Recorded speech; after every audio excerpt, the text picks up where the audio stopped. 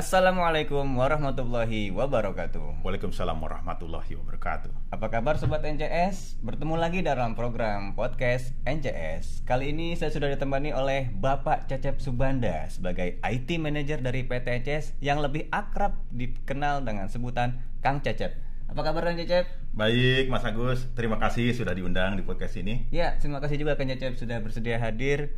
Nah nih, Sobat NCS, kita sudah sedang booming dengan digitalisasi. Apa-apa sekarang serba digital. Namun ada hal yang rawan dari digitalisasi itu, yaitu adanya serbuan dari hacker.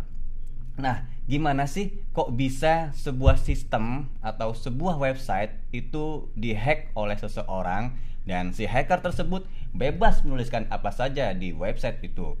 Nah, langsung saja kita ngobrol dengan Kang Cecep. Kang, sebenarnya yang dimaksud dengan security system itu apa sih Kang jika dilihat dari sisi IT? Silakan Kang.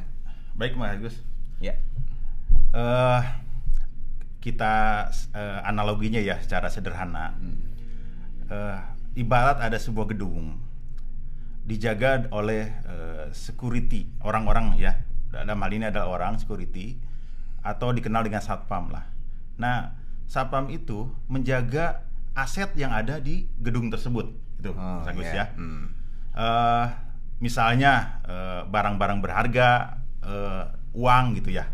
Nah, analogi itu kita bisa terapkan di dunia IT gitu ya. Jadi apa sih yang dijaga gitu ya? Untuk dari apa? Kalau dilihat dari sisi IT, yang dijaga dari sisi IT adalah informasi, atau orang lebih akrab mengenalnya data lah gitu ya. Informasi atau data. Nah, jadi data tersebut harus dijaga karena merupakan aset yang berharga gitu ya. Seperti apa berharganya nanti ada klasifikasinya sih, nanti saya jelaskan selanjutnya. Itu aja sih Mas Agus. Oke, itu yang dimaksud dengan security system dari sisi IT ya. Ya. Lalu kenapa kalau misalkan tadi analoginya adalah sebuah bangunan dijaga oleh security karena memang ada aset berharga di situ. Ya. Lalu mengapa sebuah informasi itu juga penting untuk dijaga Kang Cecep? Oke. Terima kasih. Jadi pertama, informasi itu berharga. Itu aja ya. Informasi itu berharga. Oke. Jadi itu hubungannya dengan klasifikasi informasi.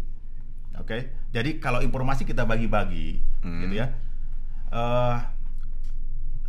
Sama dengan barang nih. Kalau ada barang berharga, ada barang yang biasa aja gitu kan. Itu klasifikasi barang gitu kan yang harus dijaga. Termasuk juga informasi. Informasi itu kalau kita klasifikasikan itu ada yang level atas konfidensial. Oke. Secara umum nih, saya bicara umum, konfidensial. Di bawahnya ada restrict, jadi yang terbatas gitu kan. Baru yang terakhir adalah public gitu ya. Jadi mana yang konfidensial atau yang rahasia, mana yang restricted gitu kan, atau terbatas, mana yang buat publik, buat umum gitu ya. Itu kalau di sisi umum. Tapi kalau di kayak di NASA tuh udah secret, top secret, beda lagi klasifikasinya gitu ya. Jadi kalau bicara umum seperti itu. Nah, konfidensial tuh yang apa, seperti apa gitu kan. Jadi sesuatu informasi yang sangat berharga. Misalnya kalau kita di NCS gitu ya, apa sih yang berharga yang termasuk konfidensial gitu kan. Nah, itu misalnya data customer. Data nasabah ya. Data nasabah. Kebetulan customer kita adalah perbankan ya. Perbankan multinasional, asing atau dalam negeri gitu ya. Nah, itu kan mereka memberikan data ke kita dan kita harus jaga gitu kan. Dan itu termasuk dari klasifikasi informasi yang konfidensial gitu ya. Data nasabah gitu ya. Karena di situ ada informasi nasabah. Itu contoh yang konfidensial. Ada juga yang restricted gitu ya. Misalnya kalau di perusahaan tuh kita ambil contoh surat perjanjian. Nah, kan itu hanya orang terbatas, orang legal aja. Kayak perjanjian kerjasama gitu ya. Itu hanya orang legal aja yang yang bisa mengakses gitu ya. Atau misalnya harga gitu kan. Harga hanya ini orang list finance harga, orang gitu finance gitu kan. Hanya Invoice. divisi tertentu gitu ya. Ya, seperti itu ya. Nah, ada juga yang publik. Yang publik itu boleh diakses oleh semua orang, gitu kan. Misalnya brosur atau misalnya pengumuman, gitu kan. Pengumuman untuk publik, gitu kan. Atau brosur atau apa. Nah, klasifikasi itu kita harus tentukan dari awal. Ya, ketika konfidensial kita harus dijaga sangat ketat gitu ya. Ketika publik ya silakan aja itu di-share atau apa gitu ya. Paling itu. Oke, berarti memang tiap-tiap dari informasi itu ada tingkatan keamanannya Kang ya? Ya. Yang pasti level terbawah pun juga ada tingkat security-nya seperti itu ya. Nah, lalu kategori sebuah informasi itu dikatakan aman, itu indikatornya itu apa Kang? Oke. Sebenarnya dikatakan aman, ini kalau secara teori memenuhi 3 kriteria. Nah, apa aja itu Kang? Nah, pertama adalah confidentiality. Nah, apakah security itu bisa dijaga dengan cara dijaga kerahasiaannya, konfidensial gitu kan?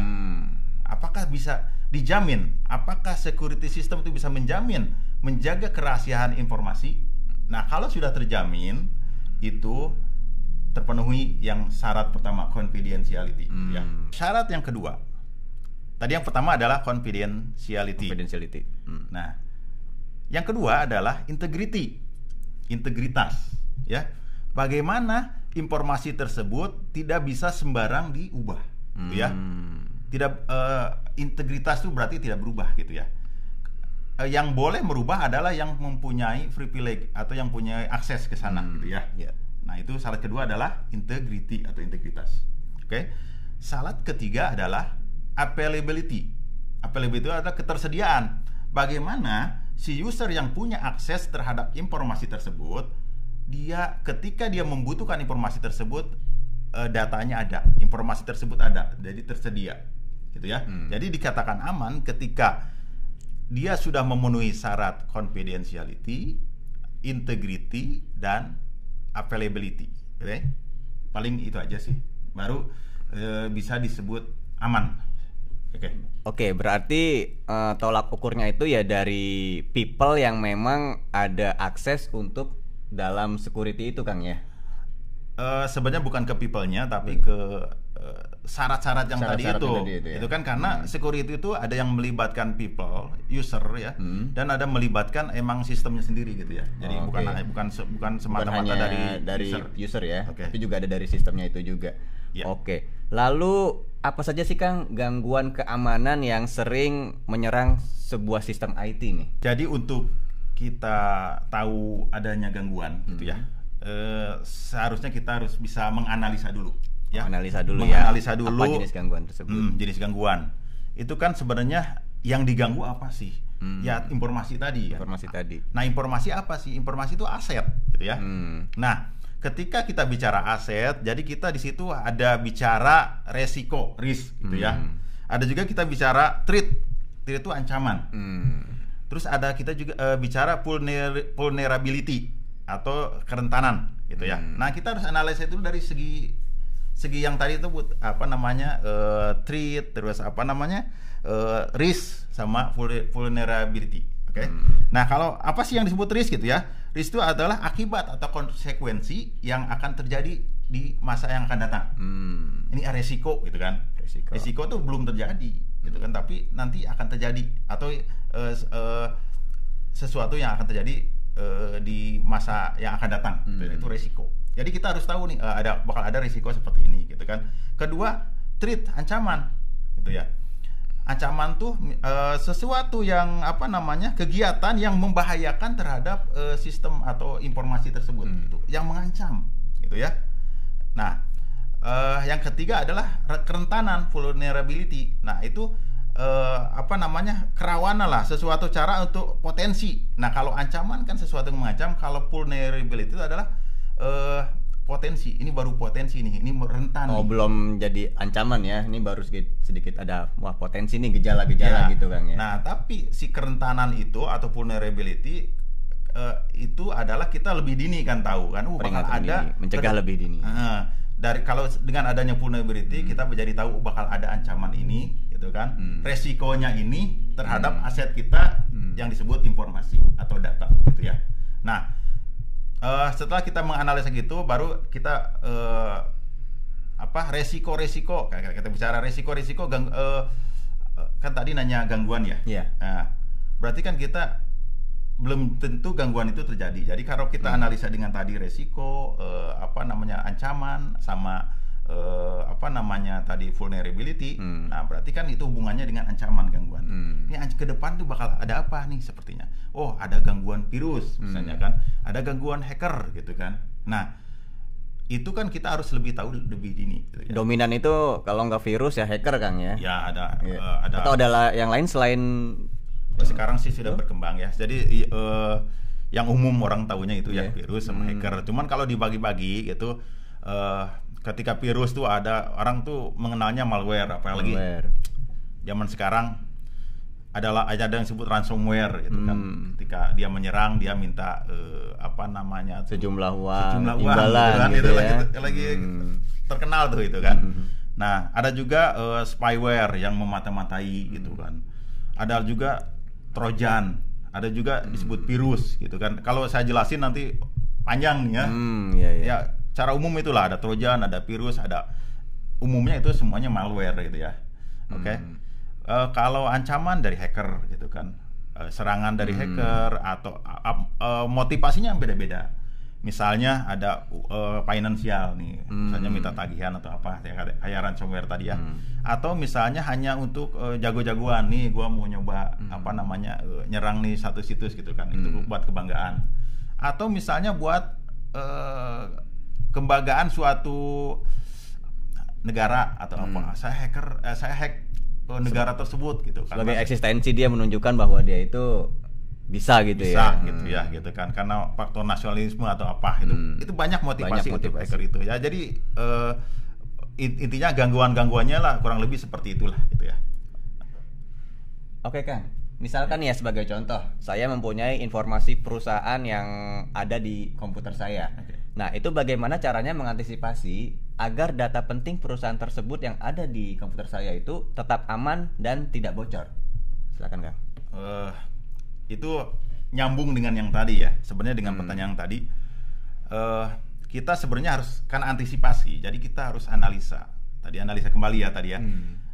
Dari sisi resiko, dari sisi ancaman dan kerentanan gitu kan tadi. Ya, kita analisa tersebut. Setelah analisa baru kita akan menentukan bagaimana sih mitigasinya gitu kan. Mitigasi biar sebelum terjadi kita harus mitigasi. Jadi harus antisipasi lah dari awal gitu ya. Dan kalaupun terjadi bagaimana kita cara menghadapinya gitu kan.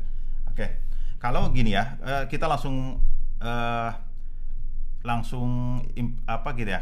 Kita kan di NCS ya. Iya. Oke. NCS itu kan customernya tuh kebanyakan bank gitu kan, dan informasinya itu sangat rahasia. Banking ya. Banking ya. Yang punya informasi konfidensial gitu. Ya, banking, asuransi, ada juga e-commerce juga ya. Atau apa? Intinya datanya itu yang harus dijaga dan sangat rahasia gitu kan. Nah, bagaimana? Nah, kita pertama adalah edukasi kepada user-user yang mengelola data tersebut gitu ya. Tim data entry, tim operasional gitu ya. Kita edukasi. Tiap tahun kita selalu ada namanya security awareness gitu ya. Security awareness itu tim kami gitu ya, memberikan pelajaran tentang security dasar kepada user-user yang mengelola informasi tersebut gitu kan. Contoh misalnya kan di PC gitu ya, di PC kan user mengelola informasi di PC taruhlah ya. Nah, bagaimana data itu biar aman gitu ya? Secara sederhana aja. Pertama, misalnya kan di password ya, jadi harus ganti password secara berkala gitu. Pertama, ganti password secara berkala. Saya bicara yang sederhana aja ya, ya biar nggak terlalu panjang ya. Kedua, itu dari sisi user. Kemudian ketika ditinggalkan itu perangkat gitu ya, di log dulu. Logout misalnya mau ke kamar mandi, biasanya di logout atau di lock gitu ya. Ditutup kuncinya, jangan biarkan terbuka ya. Karena kiri kanan kita tidak bisa menjamin apakah dia bisa menjaga informasi atau tidak gitu ya. Itu dari sisi user. Kalau dari sisi IT-nya, kita biasanya dari hardware kita di hardening. Misalnya flash disk tidak bisa dibuka, di lock, di block gitu ya. Flash disk di block. Misalnya kita tidak bisa akses ke email publik gitu kan. Tidak bisa akses ke email publik, hanya orang-orang tertentu yang bisa akses. Jadi tidak bisa si komputer itu di-set tidak bisa sosial media gitu kan. Tidak bisa ke sosial media kecuali orang-orang yang diberikan akses gitu ya. Itu. Jadi dari segi IT dijaga dan dari segi user pun dikasih edukasi gitu ya. Edukasi. Jadi kalau dua itu terpenuhi dan dijalankan, otomatis sistem akan aman ya. Walau sebenarnya tidak ada, saya pernah baca pernah nonton ya film tentang hacker itu ya. Saya lupa judulnya, nanti lah ya di deskripsi kali ya kalau udah ingat. Nah, tidak ada sistem yang aman. Tidak ada sistem yang aman Kang ya sebenarnya ya. Iya, tidak ada sistem yang aman, yang murni, yang benar-benar aman sempurna gitu kan. Pasti ketika sebuah sistem informasi, sebuah sistem security dibangun, pasti ada hacker atau apa mencari celah. Pasti ada celah lagi, ditambah lagi, ada celah lagi gitu. Itu akan berulang aja terus gitu kan. Oke, seperti itu. Oke. Nah, terakhir nih Kang, saran untuk seluruh sobat NCS di penjuru negeri terkait dengan security system dalam bidang sobat NCS masing-masing. Oke, ini mungkin secara umum ya. Secara umum ya. Kalau di PC gitu kan, kalau di PC perusahaan kan udah ada kebijakan perusahaan ya, policy security-nya seperti apa, dan itu harus diatur ya, ada SOP-nya gitu kan, harus diikuti gitu kan. Nah, ada juga yang di luar kebijakan perusahaan tapi itu hubungannya dengan security, misalnya untuk data-data pribadi, misalnya di handphone nih ya. Ini kalau buat sobat NCS nih ya, misalnya punya di handphone kan ada data-data m-banking gitu ya.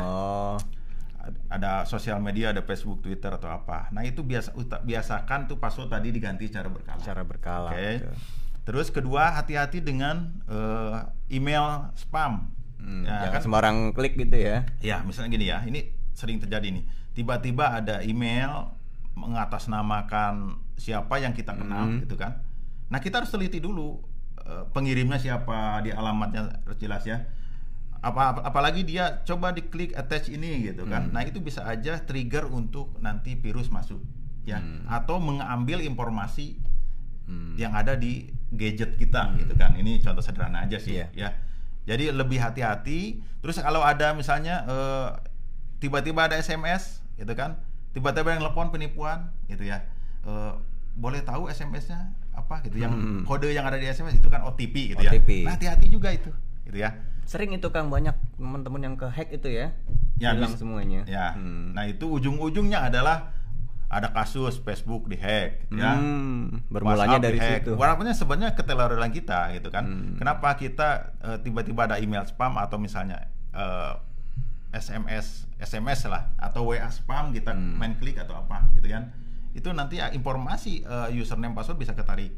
Nah, itu bisa jadi cikal bakal gadget kita dihack gitu ya. Jadi intinya saran saya lebih hati-hati, lebih care dengan security gitu ya. Jangan bagi-bagi password ke teman atau apa ya. Apalagi di situ ada m-banking gitu ya. Ada sesuatu yang rahasia. Sifatnya gitu. Rahasia. Ada transaksi finansial di situ gitu kan. Ada fintech di situ, ada apa gitu kan. Lebih care, lebih hati-hati ya. Terutama username ganti secara berkala, password ya. Ganti cara berkala, terus jangan share password ke yang lain gitu kan. Hati-hati dengan tadi saya bilang email spam atau SMS spam atau WA spam gitu ya. Hati-hati seperti itu. Seperti itu aja sih, itu yang sangat sederhana sih ya. Oke, sesuatu yang ujung-ujungnya berimbas pada transaksi finansial dan juga identitas yang mengatasnamakan kita di sosial media. Ya, itu yang maksudnya itu bisa disalahgunakan oleh siapa saja. Ya. Oke, terima kasih Kang Cecep atas sama-sama. sharingnya, sangat mengedukasi kita semua untuk menjaga kerahasiaan data-data kita dan semoga bermanfaat untuk sobat NCS semua. Dan terima kasih sobat NCS yang telah menyikmat podcast NCS. Sampai berjumpa di podcast berikutnya. Wassalamualaikum warahmatullahi wabarakatuh.